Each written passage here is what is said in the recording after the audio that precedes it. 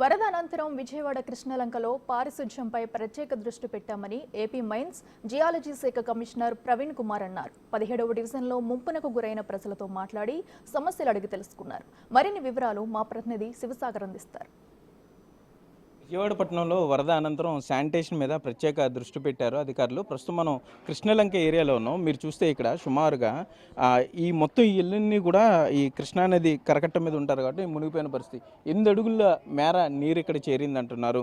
ఇంట్లో ఉన్నటువంటి మంచాలు మొత్తం అన్నీ కూడా పూర్తిగా పోయాయని కూడా చెప్తున్నారు. మీరు చూస్తే కనుక ఇంట్లో సామాన్ అంతా కూడా వీరు రోడ్డు మీదే వేసేశారు. రోడ్డు మీద వేసిన అనంతరం 4 రోజుల పాటు వీళ్ళు పునరావాస శిబిరంలో నుండి మరలా ఇప్పుడే వీరు బయటికి రావడం జరిగింది. మరి ఏంటి ఎన్ని అడుగుల మేర నీరు వచ్చింది? ఎన్ని రోజులు మీరు పునరావాస శిబిరంలో ఉన్నారు? మేము బయట ఉన్నామండి. ఎన్ని రోజులు చాలా వరకు వచ్చింది లోపల. ఎన్ని అడుగులు అనేది మేము చెప్పలేం, కానీ హైటు షెల్ఫ్ వరకు అయితే వచ్చాయి బాగా. మొత్తం అంటే గోడ ఉందన్న ధైర్యంతో కట్టుబట్టల మీద పైకి ఎక్కేసాము. మొత్తం ఏం లేవు అసలు, అన్నీ పోయినాయి. డబుల్ కాడ మంచం కానీ పరుపు కానీ ఒక 3 లక్షల సామానం అయితే మొత్తం అన్నీ నాశనం అయిపోయాయి. ఏం లేవు అసలు. ఏపీ మైన్స్ కమిషనర్ ఉన్నారు ప్రవీణ్, మాట్లాడించే ప్రయత్నం చేద్దాం. ఆయన ఇక్కడ శానిటేషన్కి సంబంధించిన మొత్తం పనులు పర్యవేక్షిస్తున్నారు. సరే, ఏంటి ప్రజలతో మాట్లాడారు, మీరు ఏమంటున్నారు వాళ్ళు? కాదండి, ఈ మన 17 వార్డులో దాదాపుగా 800-900 ఇళ్ళు ఇట్లా మునిగిపోయినాయండి. 17 వారు కాకుండా 15 నుంచి 18 దాకా, ఇటు నుంచి అక్కడ బ్యారేజ్ దాకా ఈ లంకా గ్రామాల్లో ఇలాంటివి సమస్యలు వచ్చి ఇప్పుడు చూస్తున్నాము.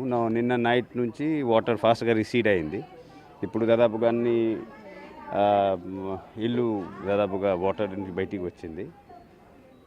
చాలా నష్టం జరిగినట్టు అందరూ చెప్తున్నారు. బట్ ఇప్పుడు ప్రయారిటీలో ఇప్పుడు దాకా రిలీఫ్ భాగంగా ఫుడ్ సప్లై చేయడం, మంచినీళ్ళు, మిల్క్ ప్యాకెట్, తర్వాత అన్ని సౌకర్యాలు ఏర్పాటు చేయడం. ఇప్పుడు సెకండ్ స్టేజ్లో వచ్చాము. Sanitation is the most important. ఇందులో ఇప్పుడు చూస్తే ఆల్మోస్ట్ 3 days వాటర్ స్టాగ్నేషన్ వల్ల ఇక్కడ శానిటేషన్ చాలా పెద్ద స్థాయిలో చేయాలి. ఇప్పుడు మా శానిటేషన్ టీం కూడా అందుబాటులో ఉన్నారు. పని కూడా జరుగుతున్నాయి. ఇంకా కొన్ని మ్యాన్ మెషినరీ ఇంకా పెంచుతున్నాము, ఇక్కడ నుంచి మనకు రాపోతున్నాయి. సో ఇప్పుడు సెకండ్ ప్రయారిటీలో ముఖ్యంగా ఈరోజు మధ్యాహ్నం దాకా ఈ శానిటేషన్ పూర్తిగా స్థాయిలో ఈ కాలనీలో పూర్తిగా స్థాయిలో చేయడం, ఇక్కడ నుంచి వేస్ట్ లిఫ్ట్ చేసి డిస్ఇన్ఫెక్టెంట్స్తో కంప్లీట్ శానిటైజ్ చేయడం పని చేసుకుంటాము. తర్వాత మళ్ళీ ఎన్యూమరేషన్కి పోతాం, ఏం నష్టం జరిగిందో గైడ్ లైన్స్ కూడా రాపోతుంది. వీళ్ళు కూడా చెప్తున్నారు ఇంట్లో ఉన్న ఎలక్ట్రానిక్ గూడ్స్ అండ్ మిక్సీలు, చిన్న గ్రైండర్లు, మొత్తం మంచాలన్నీ కూడా పోయినాయని. సో మీరేమన్నా గవర్నమెంట్కి చెప్పే అవకాశం ఉంటుందా? మీరు చూశారు కాబట్టి క్షేత్రస్థాయిలో గ్రౌండ్ లెవెల్లో. ఒకటి ఆల్రెడీ ప్రభుత్వ దృష్టిలో ఉంటుందండి. ఎందుకంటే గౌరవ ముఖ్యమంత్రి గారే తిరుగుతున్నారు, అన్ని చోట్ల చూస్తున్నారు. లోకల్ ఎమ్మెల్యే అందరూ కూడా ఫీడ్బ్యాక్ ఇస్తున్నారు. నేను కూడా ఇక్కడ చూస్తున్నాను. ఎందుకంటే ఇప్పుడే ఇక్కడ రావడం జరిగింది. నిన్నటి దాకా వాటర్ ఉండేది. ఈ ఫీడ్బ్యాక్ పోతాయి. ముఖ్యంగా ఎన్యూమరేషన్ టైంలో ఏమేమి నష్టం జరిగిందో, ఎంతవరకు జరిగిందో, ఏ ఇల్లు ఏం పోయిందో అది కూడా ఇప్పుడు చూడడానికి అవకాశం ఉంటుంది. ఎన్యూమరేషన్ నెక్స్ట్ 1-2 days కంప్లీట్ చేయడానికి ఉంటుంది. సో అగైన్ ప్రభుత్వ ఆదేశాల మేరకు అన్నీ కూడా పూర్తి స్థాయిలో చేసి అందరికీ న్యాయం జరిగినట్టు చర్య తీసుకుంటాం.